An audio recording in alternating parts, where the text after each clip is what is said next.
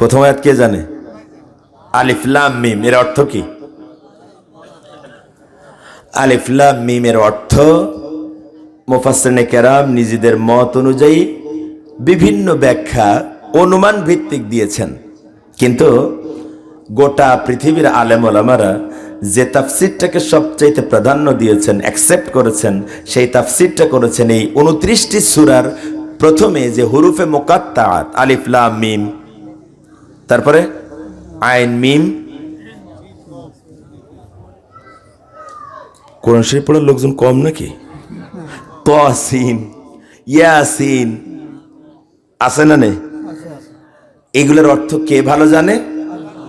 এই হুরুফে মুকাত্তাআতের ব্যাখ্যা করতে যায় তাফসিরে জালালাইনের লেখকদ্বয় আল্লামা জালালউদ্দিন মুহাল্লি, আল্লামা জালালউদ্দিন সুয়ুতি, ওনারা দুজন এই হুরুফে মুকাত্তাআতের তাফসির করতে যায়, ব্যাখ্যা করতে যায় বলেছেন আল্লাহু আ'লামু বিমুরাদি বিহি। এটার অর্থ আমরা জানি না, জানে কে? আমাদের জানার কোনো দরকার নাই, কারণ জানার যদি দরকার থাকতো তাহলে বিশ্বনবী এটার ব্যাখ্যা দিয়ে যাইতেন। যেহেতু ব্যাখ্যা দিয়ে জান নাই, জানার কোনো দরকার নাই, সোজা হিসাব। বুঝতেছেন কথা? 2 নাম্বার আয়াত আল্লাহ রাব্বুল আলামিন বললেন, লোকেরা কি মনে করে নাকি ঈমান এনেছি এ কথা বললেই তাদেরকে ছেড়ে দেয়া হবে, অথচ কোনো পরীক্ষা করা হবে না। 3 নাম্বার আয়াত হচ্ছে, অথচ আমি এর আগে যারা এসেছিল ওদেরকে পরীক্ষা করে ছেড়েছি। আমরা বললাম কেন? আল্লাহ বললেন, আমি জানতে চাই ঈমানের দাবিতে তোমরা কারা সত্যবাদী, আর ঈমানের দাবিতে তোমরা কারা মিথ্যাবাদী। কথা ভালো করে বুঝবেন। আমাদের আলোচনার আয়াত দিয়ে যেটা বোঝা গেল সেটা হচ্ছে ঈমানের দাবি করলেই হবে না, পরীক্ষা দেয়া লাগবে। 1 নাম্বার। 2 নাম্বার, পরীক্ষা আগেও হয়েছে, এখনো হবে। 3 নাম্বার বিষয় হচ্ছে পরীক্ষা এজন্য যে ঈমানের দাবিতে আপনি সত্যবাদী নাকি মিথ্যাবাদী, পরীক্ষা দিয়া তার প্রমাণ দেয়া লাগবে। এই 3টা বিষয় আলোচনা করব আমরা আজ। শানে নজুল বলতে চাইতেছিলাম, আয়াতগুলো নাজিল হলো কেন? সূরার নাম কি বলেছিলাম? আনকাবুত মানে মাকড়াসা। আনকাবুত মানে কি? মাকড়াসা। তেলাওয়াত দিয়া, অনুবাদ দিয়া যা বুঝলাম তা হচ্ছে ঈমানের প্রথম স্তরের সাথে সম্পৃক্ত। ঈমান আছে না নাই, এটাই তো মেন বিষয়। কথা ঠিক কি না? আমার ঈমানের দাবি সত্য নাকি মিথ্যা, এটা তো খুব গুরুত্বপূর্ণ একটা ব্যাপার। অথচ এই গুরুত্বপূর্ণ ব্যাপারটা বলার জন্য আল্লাহ সূরা বেছে নিলেন মাকড়াসা। কথা বুঝতেছেন? সবচাইতে গুরুত্বপূর্ণ কথা বলার জন্য আল্লাহ মাকড়াসা নামক সূরা বেছে নিলেন কেন? তার কারণ কি? মাকড়াসা মানে আনকাবুত মানে মাকড়াসা। এই সূরাটা পুরাটা যদি আপনি পড়েন তাহলে আপনার সামনে যেটা ভেসে উঠবে, যে সারলিজ্জাস আপনি পাবেন, সেটা হচ্ছে এই সূরাটা এমন সময় নাজিল হয়েছিল যখন নতুন মুসলমানদের উপরে প্রচন্ড অত্যাচার আর নির্যাতন হতেছিল। ইসলাম বিরোধীদের ষড়যন্ত্রের সর্বগ্রাসী জাল, ইহুদি খ্রিস্টান আর ইসলাম বিদ্বেষীদের ষড়যন্ত্রের জালে মুসলমানেরা যখন চতুর্দিক থেকে বেষ্টিত, তখন রব্বুল আলামিন এই সূরাটা নাজিল করে দিয়ে বললেন, ও দুনিয়ার মানুষেরা, ও ঈমানদারেরা, শোনো, ওই ষড়যন্ত্রের সর্বগ্রাসী জাল দেখে ভয় পেও না, কারণ আমি আল্লাহর কাছে ওই বাতিলের ষড়যন্ত্রের জাল মাকড়াসার জালের চাইতেও দুর্বল। কথা বুঝতেছেন? আল্লাহ বললেন, জালিমের আর বাতিলের ষড়যন্ত্রের জাল, এটা আমি আল্লাহর কাছে মাকড়াসার জালের চাইতেও কি দুর্বল। আমরাও কিন্তু এখন ষড়যন্ত্রের জালে আটকা পড়ে আছি, ঠিক কি না? এজন্য শানে নজরুলটা ভালো করে বুঝবেন। কিন্তু শানে নজরুল বুঝলে আলোচনা সহজ হবে, না হলে আলোচনা কঠিন মনে হবে। শানে নজরুল বুঝলে খুব মজা হবে। আল্লাহ বলেন বাতিলের ষড়যন্ত্রের জাল মাকড়াসার জালের চাইতেও দুর্বল, অতএব ভয় পেও না। এখন প্রশ্ন হচ্ছে বাতিলের ষড়যন্ত্রের যেই জাল, যার কারণে একটা মামলার ভয়ে এই এলাকা থেকে ইসলাম প্রায় উঠে গেছে। কথা কন নাকি? গায়ে লাগলো নাকি? আসলে সত্যি বললাম না মিথ্যা বললাম? আমার ভাইয়ের, আমার বন্ধুরা, আল্লাহ কয় মাকড়াসার জালের চাইতে দুর্বল, আর আমরা দেখি মুক্তির কোন মোহনা আমাদের জন্য খোলা নাই, ঠিক কি না? তাহলে আল্লাহ রাব্বুল আলামিন এই ষড়যন্ত্রের জাল, এত সর্বগ্রাসী ষড়যন্ত্রের জালকে মাকড়াসার জালের সাথে তুলনা দেওয়ার পিছনে যৌক্তিকতা কি, কারণ কি? আমার ভাইরা, আমার বন্ধুরা, রব্বুল আলামিনের দৃষ্টান্ত আর উপমা আমাদের হেদায়েতের জন্য কত চমৎকার, একটু খেয়াল করেন। মাকড়াসা আপনারা দেখে থাকবেন, মাকড়াসা যে কোনো জায়গায় যে কোনো সময় তার ষড়যন্ত্রের, তার যে জাল, ওর তো ষড়যন্ত্র না, ওরটাও ষড়যন্ত্র। কারণ ওই জাল বনেই তো মশামাছি, কথা কই না, মশামাছি আটকানোর জন্য।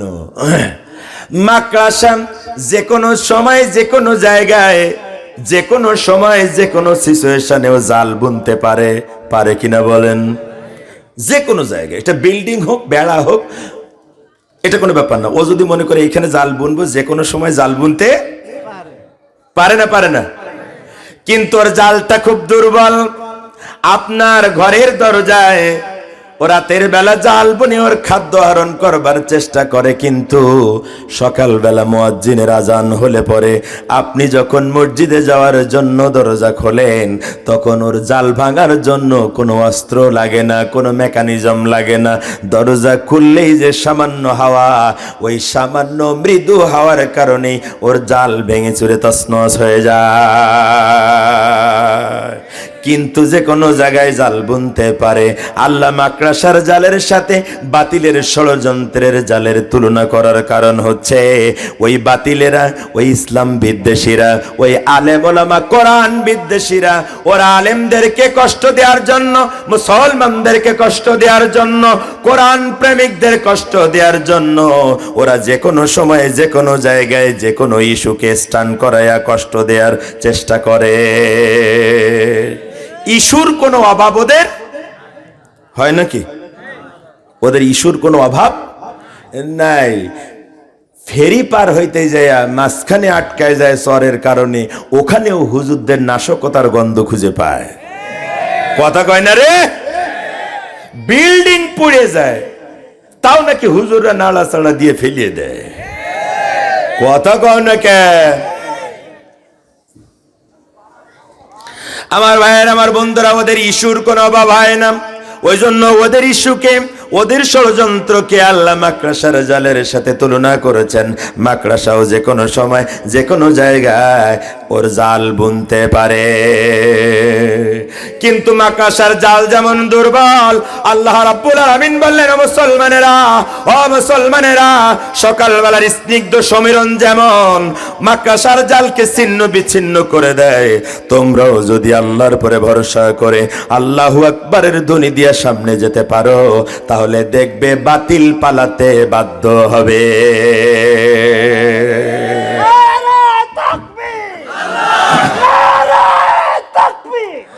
আমার ভাইয়ের, আমার বন্ধুরা, খেয়াল করেন, কথা কি বেশি বললাম না ভুল বললাম? আল্লাহু আকবারের ধ্বনি নিয়ে যদি সামনে যাওয়া যায়, দুনিয়ার সকল বাতিলের ষড়যন্ত্র ওইটার কাছেও ঘেঁষতে পারে না। তার প্রমাণ ইতিমধ্যে হয়ে গেছে ভারতের কর্ণাটকে। ওই মেয়েটার নাম কি? এই যে 2-3 জন জানে, বাকিদের খবর নেই। একটা মেয়ে, আমার বড় মেয়ের বয়স, তার চেয়ে আরো 1 বছর কম, ফার্স্ট ইয়ারের একটা মেয়ে। হিন্দু সন্ত্রাসীরা যখন জয় শ্রীরাম ধ্বনি দিয়া ওকে আটকানোর চেষ্টা করেছে, ক্যাম্পাসে ঢুকতে দেবে না, ওর চতুর্দিকে যখন ওই সন্ত্রাসীরা, হিন্দু সন্ত্রাসীরা জয় শ্রীরাম ধ্বনি দিয়ে ওকে আটকানোর চেষ্টা করেছে, আমার বোনটা তখন একটা মেয়ে, মাত্র একজন মেয়ে, ওদের সামনে আল্লাহু আকবার বলে ধ্বনি দিয়েছে। আর আল্লাহু আকবার ধ্বনির এমন পাওয়ার আপনারা মিডিয়ায় দেখে থাকবেন। ওর আল্লাহু আকবারের ধ্বনির কারণে ওই সন্ত্রাসীগুলা ওর কাছে ঘেঁষে নাই, ওর নির্ধারিত গন্তব্যে সেই কলেজে প্রবেশ করেছে। কথা ঠিক কিনা? এটাই প্রমাণ। আল্লাহ রাব্বুল আলামিন বললেন, ও দুনিয়ার মুসলমানেরা, ওই বাতিলের ষড়যন্ত্রের জাল হচ্ছে মাকড়াসার জালের চাইতেও দুর্বল। তুমি যদি আল্লাহু আকবারের ধ্বনি নিয়ে সামনে যেতে পারো, তাহলে দেখবে ওই বাতিল পলানোর জন্য ইঁদুরের গর্ত খুঁজে পাবে না। ঠিক কিনা বলেন? ঠিক কিনা বলেন? আমরা অনেক আস্ফলনকারীকে দেখেছি। ছিল না একটা টাকলা? কি টাকলারে ভুলে গেলেন নাকি? ভুলে গেছেন টাকলারে? 1 মাস ধরে প্রত্যেক সপ্তাহে একটা করে শব্দ বোমা ফাটাইছেন, আর আলেমদেরকে বিদ্রুপ করেছে, ইসলামকে কটাক্ষ করেছে। ওই সময় আমি নীলফামারীর এক আলোচনা মাহফিলে বলেছিলাম, সরকারের কাছে দাবি করছিলাম, বলছিলাম এই পাগলটারে থামান, যদি ওর চিকিৎসা দরকার হয় পাবনায় পাঠান, খরচ আমরা দেব। ইউটিউবে দেখবেন আমার আলোচনাটা আছে। জনগণ কয়, হুজুর ঠিক কইছেন, 10 টাকা লাগে 5 টাকা লাগে আমরাও চান্দা দেব। কথা বুঝতেছেন কিনা আমার ভাইয়ের, আমার বন্ধুরা? হ্যান করেন গা, শান করেন গা বলছিল না? হুজুরদের দাড়ি কামিয়ে দিতে চেয়েছিলাম, হুজুরদের কথা বলা বন্ধ করে দিতে চাইছিল, হুজুরদেরকে ধর্ষণকারী লুচ্চা বলে গালি দিয়েছিল ওই বেয়াদবটা। কথা ঠিক কিনা? আর আমরা দেখলাম মাত্র কয়েক মিনিটের ফোন কল ফাঁস হয়ে গেল। আর সেই ফোন কলের কারণে, ফাঁস হওয়ার কারণে গোষ্ঠী সুদ্ধা, কথা কয় না, মন্ত্রিত্ব গেল, এমপি পদ গেল, দলের পদ গেল, ঘর গেল, বাড়ি গেল, বউ গেল, বাচ্চা গেল। এখন এমন পলায়া থাকে, হুজুররা কয় বছর ধরে পলাইছিল তাও খোঁজ পাওয়া যাইতো। কি কথা কয় না কে? কিন্তু এই টাকলা এমন পলান পলাইছে, এখন দূরবীন দিয়ে খুঁজেও তারে খুঁজে পাওয়া যাচ্ছে না। কথা ঠিক কিনা? এজন্য আল্লাহ বলে, বাতিলের ষড়যন্ত্রের জাল দেখে ভয় পাইও না, ওটা মাকড়াসার জালের চাইতেও দুর্বল। এখন একটু সাহস হয়েছে তো, আশা জাগছে একটু অন্তরের মধ্যে। ওটাই হচ্ছে আমাদের ডিউটি।